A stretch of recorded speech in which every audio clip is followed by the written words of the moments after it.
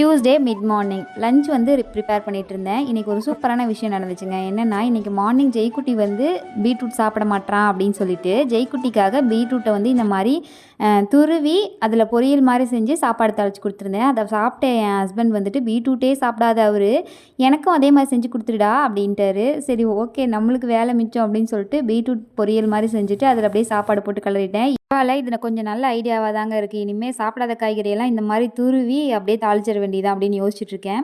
நேற்று Q&Aல வந்துட்டு ஒரு சிஸ்டர் கமெண்ட் பண்ணியிருந்தாங்க, டைம் எப்படி மேனேஜ் பண்ணுறீங்க மார்னிங், உங்களுக்கு யார் வீடியோ எடுத்து தருவாங்க அப்படின்னு கேட்டிருந்தீங்க. டைம் வந்து பார்த்திங்கன்னா ஒரு 6 o'clock எந்திரிப்பேன்.